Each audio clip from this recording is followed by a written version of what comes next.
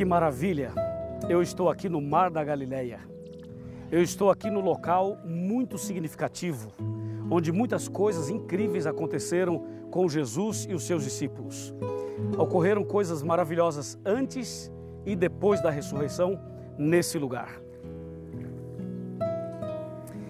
E agora quero conversar com você um pouco sobre tudo isso que aconteceu aqui. No Evangelho de Mateus, capítulo 4, a partir do versículo 18, está escrito: caminhando Jesus junto ao mar da Galileia, viu dois irmãos, Simão chamado Pedro e André, que lançavam as redes ao mar, porque eram pescadores. E disse-lhes: vinde após mim, e eu vos farei pescadores de homens.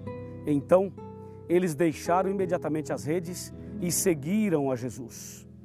Passando adiante, viu outros dois irmãos, Tiago, filho de Zebedeu, e João, seu irmão, que estavam no barco em companhia de seu pai, consertando redes, e o chamou. Então eles, no mesmo instante, deixando o barco e seu pai, o seguiram. Na verdade, nós encontramos aqui um chamado. Jesus chamando discípulos. Entre eles, eu quero destacar dois, Pedro e João. Esse chamado que Jesus fez a eles aparece na Bíblia em outras partes também, porque o chamado é um chamado para todos, não apenas para os 12, não apenas para 4, mas para todo ser humano, inclusive para você e para mim. Na verdade é o seguinte, quando a gente vai para o livro do Apocalipse, no capítulo 12, nós encontramos uma citação que aparentemente não tem nada a ver com a Galileia, aparentemente, mas na verdade tem tudo a ver. Apocalipse 12, verso 1 diz assim: viu-se grande sinal no céu, a saber, uma mulher vestida do sol, com a lua debaixo dos pés e uma coroa de 12 estrelas na cabeça. Veja que essa citação que aparece no Apocalipse mostra uma mulher. Você sabe que em profecia, mulher significa igreja, significa o povo de Deus. E essa mulher está vestida do sol, com a lua debaixo dos pés. É, na verdade, uma descrição simbólica da igreja de Deus, do povo de Deus, tanto no Velho quanto no Novo Testamento. Por isso, tem tudo a ver com esse lugar também. Ou seja, Jesus tinha um povo no Velho Testamento e Jesus tem um povo no Novo Testamento. O povo de Deus sempre existiu na face da terra. E eu quero mostrar para você alguns detalhes a respeito disso na palavra de Deus. Quando você vai para o livro de Gênesis, por exemplo, Gênesis capítulo 12, você encontra aqui uma descrição muito interessante. Versículos 1 e 2 dizem assim: ora, disse o Senhor a Abrão: sai da tua terra, da tua parentela e da casa dos teus pais, e vai para a terra que te mostrarei. E de ti farei uma grande nação, e te abençoarei, e te engrandecerei o nome, e sê tu uma bênção. Então você vê que assim como Deus chamou discípulos aqui na região da Galileia, Deus também chamou Abraão para uma missão especial. O chamado feito a Abraão tinha o mesmo valor, a mesma importância do chamado feito aos discípulos. E Deus também tem feito um chamado para nós nos dias de hoje. um chamado especial para você, meu amigo, e para mim também que estudamos a palavra de Deus. Agora, nós percebemos aqui uma igreja no Velho e no Novo Testamento. Lembre-se que Deus tem uma igreja, um povo. Em todos os tempos, a igreja foi a mesma, o povo foi o mesmo. Deus não muda, conforme diz Malaquias, capítulo 3, versículo 6. Bem, com essa base toda, eu quero convidar você para conhecer um pouco melhor comigo a respeito dessa igreja. Veja o que diz o Evangelho de Mateus, no capítulo 16. Evangelho de Mateus, capítulo 16. E como você pode ver, eu estou abrindo a Bíblia aqui, é parte da manhã aqui na Galileia. Nós estamos antes do almoço e muitos dos episódios com Jesus aconteceram na parte da manhã. E eu quero ler com você Mateus 16 e queremos analisar o verso 18, que diz assim: Também eu te digo, tu és Pedro, e sobre esta pedra edificarei a minha igreja, e as portas do inferno não prevalecerão contra ela. Bem, veja só, eu tenho aqui uma pedra nas minhas mãos, só para exemplificar, porque quando Jesus falou sobre a igreja, sobre a pedra, Jesus não estava mostrando uma pedra pequena como essa, mas estava mostrando uma rocha, uma grande rocha. Mas a verdade é que a pedra na Bíblia é muito significativa. E Jesus disse, tu és Pedro, mas sobre esta pedra edificarei a minha igreja. E por que sobre a pedra? Porque pedra é símbolo de eternidade, é símbolo de firmeza, de estrutura, é símbolo de confiança. E a rocha representa Jesus Cristo. A igreja de Deus não seria fundada sobre Pedro, mas seria fundada sobre a rocha. A igreja verdadeira teria Jesus como cabeça e como estrutura.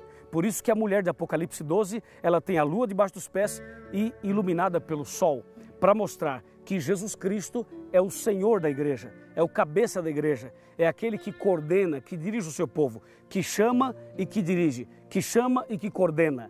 Jesus é, na verdade, o Senhor da igreja de todos nós. Voltando para o texto bíblico, eu queria que você prestasse atenção comigo numa coisa. Deus, quando chama Abraão e diz, farei de você uma grande nação, Deus, na verdade, está prometendo a ele, de fato, uma nação, uma prosperidade. E foi isso que aconteceu com Abraão. Exatamente isso. Quando Abraão casou-se com Sara, os dois não poderiam ter filhos. Mas um dia, Deus deu um filho a esse casal. E esse filho se chamou Isaac. Isaac casou com Rebeca e tiveram filhos. Destacamos Esaú e Jacó. Jacó, neto de Abraão, um dia teve um encontro com Deus numa madrugada. E nesse encontro com Deus, Deus converteu o coração de Jacó, converteu os seus pensamentos e mudou até o seu nome. E Jacó passou a se chamar Israel, ou seja, aquele que venceu, aquele que é vencedor mediante a graça do Senhor Jesus. Então, Jacó, convertido, agora se chama Israel. Israel casou-se, teve 12 filhos, e com esses 12 filhos ele forma exatamente 12 tribos. E com essas 12 tribos surge uma grande nação, um grande povo, que recebeu o nome do neto de Abraão, que é exatamente Israel, cumprindo exatamente a promessa de Deus a Abraão. E você sabe que Israel tinha uma igreja, uma religião, e a religião de Israel era a religião judaica. Portanto, os discípulos eram judeus e Jesus Cristo era judeu. Os judeus seguiam os princípios da Bíblia, guardavam os mandamentos. Os judeus seguiam os princípios de saúde, os princípios da Bíblia que nós conhecemos hoje. Eles também seguiam. Mas aconteceu uma coisa muito curiosa um dia. Em João capítulo 1, verso 11, diz que Jesus veio para os seus e os seus não o receberam. Em outras palavras, Israel como nação, não recebeu Jesus Cristo, mas pessoas, indivíduos, israelitas individuais, como os 12 apóstolos, como outros seguidores, como aquela multidão que seguia Jesus, essas pessoas entenderam o chamado e aceitaram, claro, a Jesus no seu coração. E foi através da vinda de Jesus aqui que Jesus implanta o cristianismo. O cristianismo foi implantado por nosso Senhor Jesus Cristo.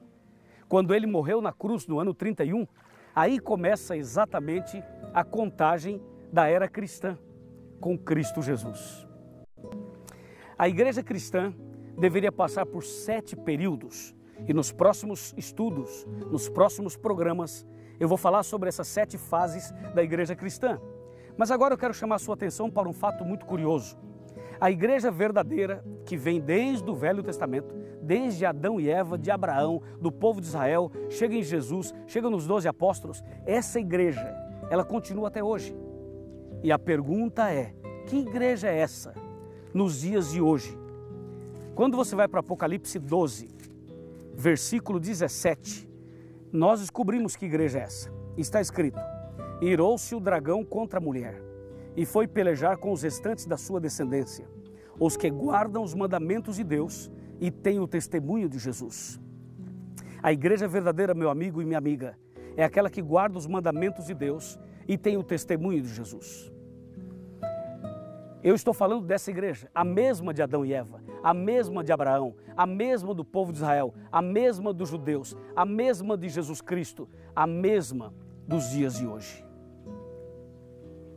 E finalmente, eu quero que você saiba o seguinte: Deus sempre teve um povo fiel aos seus mandamentos. E nós precisamos hoje fazer uma decisão juntos. Por favor, preste bem atenção, olhe para mim, olhe aqui no meu rosto, nos meus olhos.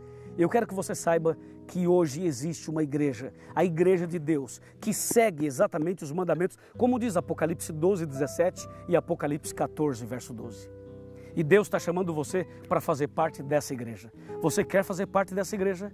Então levante a sua mão e diga: eu quero, pastor. E eu estou aqui exatamente no Mar da Galileia, onde Jesus chamou os discípulos. E agora Ele está chamando você para tomar uma decisão, para começar uma nova vida, para entregar sua vida a Jesus e para fazer parte daqueles que seguem a verdade e que fazem parte da igreja verdadeira. Deus te abençoe. Parabéns. Bem-vindo à igreja que guarda os 10 mandamentos e que tem o testemunho de Jesus. Deus te abençoe muito. Eu quero orar por você. Feche os seus olhos, vamos orar. Querido Deus, aqui diante do Mar da Galileia, o Senhor chamou os discípulos e eu quero agora te agradecer, porque o Senhor está chamando cada um de nós, esse homem, essa mulher, essa família, chamando-nos para fazer parte dos teus seguidores, da tua igreja, do teu povo. Obrigado, Senhor. Nós aceitamos. Em nome de Jesus. Amém. Que o Senhor te abençoe e te guarde. Que o Senhor faça resplandecer seu rosto sobre ti e tenha misericórdia de ti, de ti. Que o Senhor sobre ti levante o seu rosto e te dê